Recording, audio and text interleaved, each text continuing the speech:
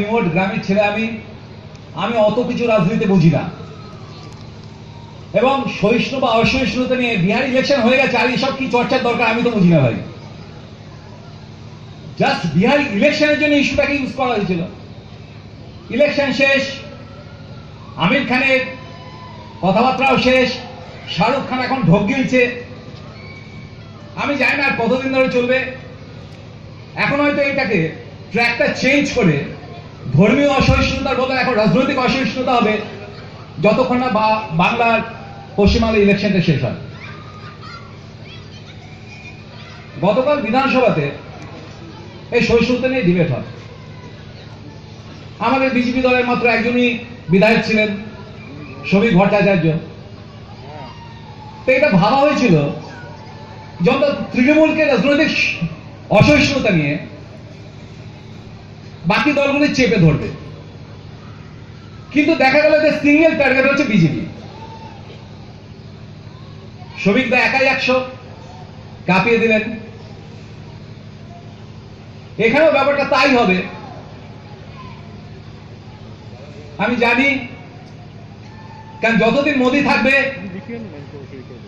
গলায় কাটা ফাটার মতন আমাদের সো কল সেকুলারিস্টরা তাদের গলাতে এটা খচখচ করবে।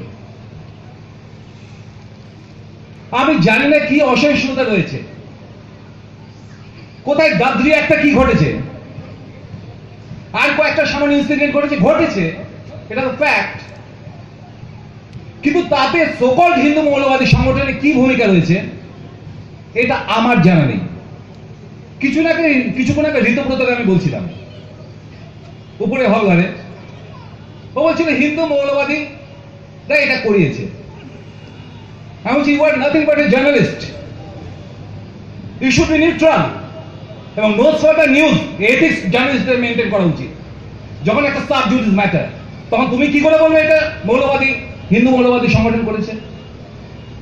কখনো বলার অধিকার নেই আমাদের, কখনোই আমরা বলতে পারি না যখন কোর্টের আওতায় চলে গেছে। শুধু এটা বললেই হলো নাকি? যা ইচ্ছা তাই বলা হবে, এটা মেনে নেওয়া হবে? কেন বাকিটা বলা হয় না? Secularism is not a one way traffic. কেন ওয়েস্ট বেঙ্গলের বুকে গত 1 বছর 12টা ইনসিডেন্ট ঘটেছে? প্রত্যেকটা জায়গায় দাঙ্গা কারা বাঁধিয়েছে, উস্তি দাঙ্গা কারা বাঁধিয়েছে, বেগমা দাঙ্গা কারা বাঁধিয়েছে, ক্যানিং ইমরান কি করেছে? আইবি রিপোর্ট অরবিন্দ চ্যাটার্জি আমাদের বিশ্বনাথ থানার অফিসার ছিলেন, যার আগে সুইডেনে যাওয়ার আগে ইমেল আমাকে পাঠিয়েছে। আমি এটা অনেককেই পাঠিয়েছিলাম, কেউ করেনি। লাস্ট আনন্দবাজার সুভাষিসকে দিয়ে ওটা ফ্ল্যাশ করানো হয়। সে আইবি রিপোর্টে কি বলেছে? ইমরান পার্সপেক্ট রাজাবাজার মিটারুস থেকে দলে দলে সশস্ত্র মুসলিম মুন্নাকে পাঠানো হয়েছে এখান থেকে। কিভাবে হিন্দু বাড়িগুলোকে অত্যাচার করা হয়েছে? কিসের সহিষ্ণুতা? কোথায় ছিল তখন সহিষ্ণুতা? কোথায় ছিল পদক ফেরানো?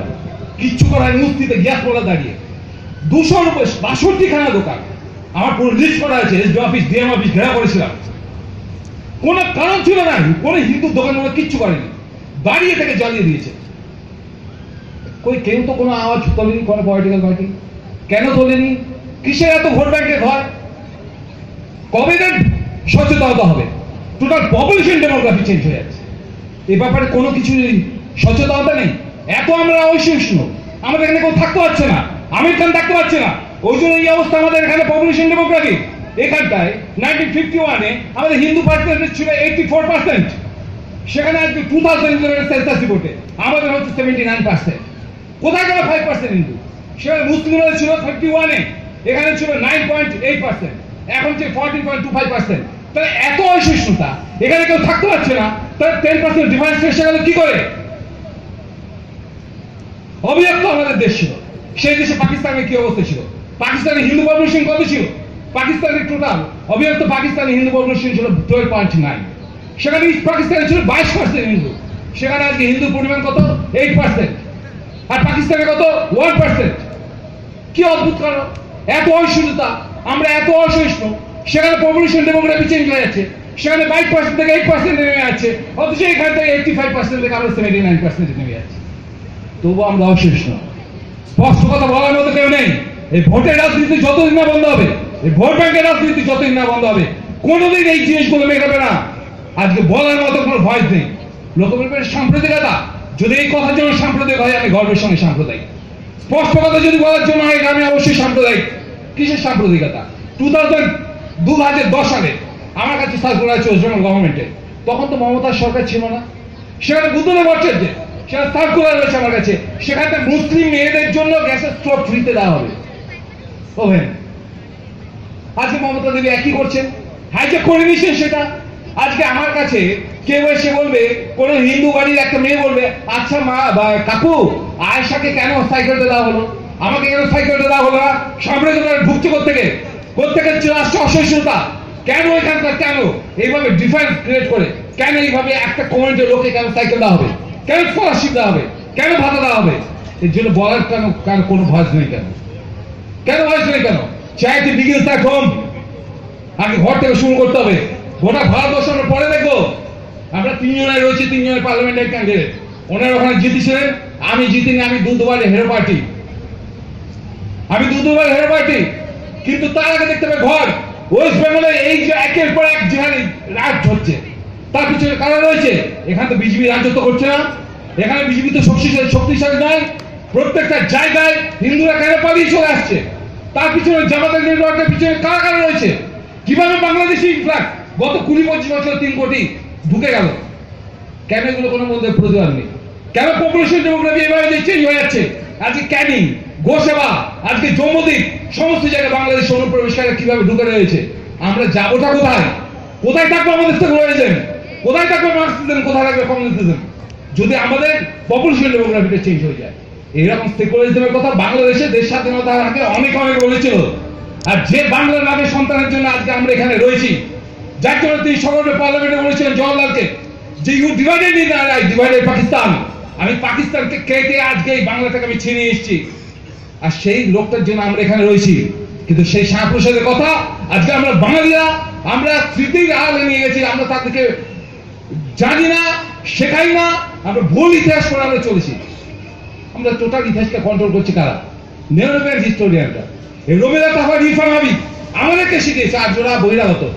আর ইন্ডিয়ান ইনস্টিটিউট অফ কেমিক্যাল বায়োলজির হায়দ্রাবাদে ডিএনএ অ্যানালিসিস করে 2008 বলে দিয়েছে যে 3600 বছর আগে, আমার কাছে পুরো রিপোর্টটা রয়েছে, যে কেউ চ্যালেঞ্জ করতে পারেন আমার সঙ্গে।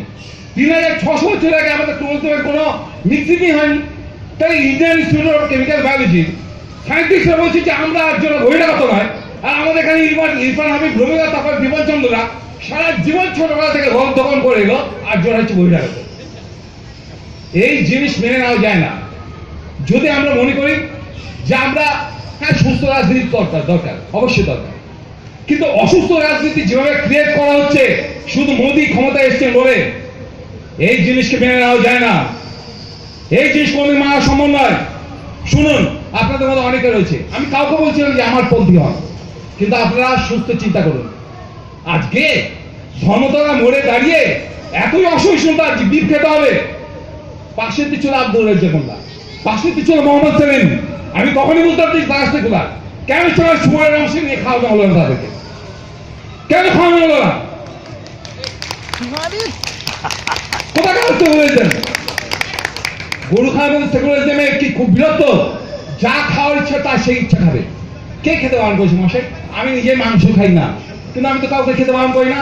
আমার ইচ্ছা, কেউ যদি ইচ্ছা হয় গরু খাক, শুয়োর খাক, যা ইচ্ছা তাই খাক, কিন্তু এত দেখানো হবে কেন? কিসের জন্য এত দেখানো হবে? আজকে আপনি প্রত্যেকটা এরিয়া যান, দেখবেন কিভাবে কষে কেনা। আরে স্লটার হাউস একটা আছে 2001-এ, সে একটু কেউ মান্যতা দিচ্ছে না, যা ইচ্ছা তাই হচ্ছে। আর এইটা যদি প্রতিবাদ করা যায় তখনই আমরা অসহিষ্ণু হয়ে গেলাম। এই কি সেকুলারিজম দুর্দশা। আমার তো ঘেন্না লাগে সেকুলার কথা শুনে। 42 অ্যামেন্ডমেন্টে 1976-এ এটা ঢোকানো হয়েছে। ভারতের সংবিধান যখন প্রবর্তন হয় তখন এটা ছিল না। কমিউনিস্টদের চাপে ইন্দিরা গান্ধীর আমলে এটা ঢোকানো হয়েছে। আর তারপর থেকে এই বিষময় ফলটা আমাদেরকে একদম খুলে করে খাচ্ছে। আজকে আমরা বুঝতেই পারছি না কিভাবে চলবো, কথা বলতে ভয় পাচ্ছে। আমাদের যে অধিকার আছে, তিনটে টুকরো হওয়ার পরও আমাদের যে মাথা তুলে বেঁচে থাকার অধিকার আছে, সে অধিকারটুকু আমাদের কেড়ে নেওয়া হচ্ছে। এই জিনিস মানা যায় না। আমি এই মঞ্চে দাঁড়িয়ে বলছি এই জিনিস মেনে নেওয়া যায় না। আজকে যদি কোনো হিন্দুরা সাম্প্রদায়িক হয়, হিন্দুরা কোনোদিন সাম্প্রদায়িক নয়, হিন্দুরা সবসময় সহিষ্ণু। যার যখন দুটো মুসলিম কান্ট্রি একটা হয়ে দুটো টুকরো হলো, কোনোদিন আমরা এটাকে হিন্দু কান্ট্রি করিনি। যদি সুপ্রিম কোর্ট 1995 এর আগে বলেছে হিন্দুত্ব হচ্ছে ভারতীয়ত্ব, এবং রবীন্দ্রনাথ এটা বলেছে যে সবাই এখানে হিন্দু, দীনদয়াল উপাধ্যায় ইন্ডিয়ান হিউম্যানিজম এই কথাই বলেছে। কিন্তু আমরা হিন্দু সকল শব্দ ইজ ওয়ে অফ লাইফ, কিন্তু সেইটাকে এমন ভাবে চেপে ধরা হচ্ছে যে আমরা কি অপরাধ করে বলেছি। এই কি আমরা অপরাধী? কিসে অপরাধী? দাগদি ঘটেছে, ঠিক আছে, ইনভেস্টিগেশন হচ্ছে, দাগদিতে কারা করেছে? কোন হিন্দু মৌলবাদী লোককে অ্যারেস্ট করেছে কি? ওদের কথায় সকল হিন্দু মৌলবাদী কাউকে অ্যারেস্ট করা হয়েছে কি? যারা করেছে মাসেদের মধ্যে থেকে 6 জনকে অ্যারেস্ট করা হয়েছে, 30 জনের নামে এফআইআর হয়েছে।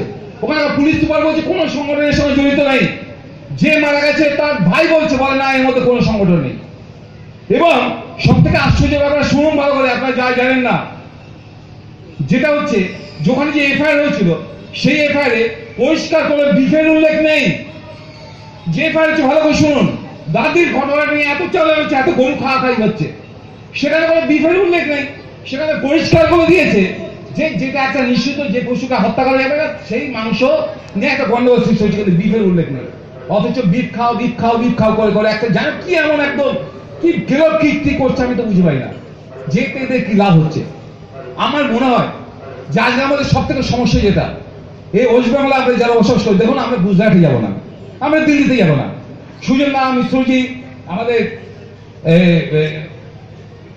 ঋতব্রত, দেবাশিস বাবু, আমরা কেউ কিন্তু আমরা ওয়েস্ট বেঙ্গলে সবাই থাকবো, ওয়েস্ট বেঙ্গলে আমরা মিলেমিশে থাকবো। সেইখানটায় আমাদের লোকাল সমস্যা নিয়ে অবশ্যই ভাবতে হবে যে ওয়েস্ট বেঙ্গলের সিনারিওটা কি আছে।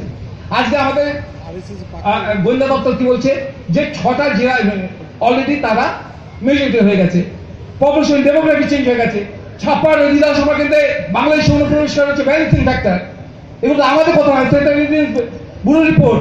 তা সেখানে আমরা যা রয়েছি কলকাতার মধ্যে বসবাস করছি, আমরা বলছি বাবা অত কিছু দরকার নেই, এসি ঘরে আমরা রয়েছি, খাচ্ছি দাচ্ছি, চায়ের তলায় চায়ের কাপেতে আমরা ঝড় তুলবো। এই জিনিস চলে না। গ্রামের দিকে যান, একবার গিয়ে দেখুন। আমি কিছুদিন আগে গেছি, এই মগরাহাটে একটা গিয়েছিলাম বাইক নিয়ে, আমি সাধারণত বাইকে যাতায়াত করি, গিয়ে দেখে রাস্তার উপরে একদম ওপেনলি বিক্রি করছে গরু, কাঁচা মাংস সবার দেখাচ্ছে, যা ইচ্ছা তাই করুন, আমার তাতে কোনো আপত্তি নেই। কিন্তু প্রশ্ন হচ্ছে চিন্তা করুন, আপনি বসে গরু খান, আমার কোনো আপত্তি নেই, আপনি শোর খান, আপত্তি নেই, কিন্তু সেইগুলো লোকের সামনে করে অন্য কমিউনিটিকে যদি আঘাত করা হয়, অসহিষ্ণুতা বহিঃপ্রকাশ হবে না? হবে না? কেন কেউ বলে যে কন্ট্রোল করো, তুমি খাও, তুমি স্লটার হাউস অ্যাক্ট মেকে এনে খাও।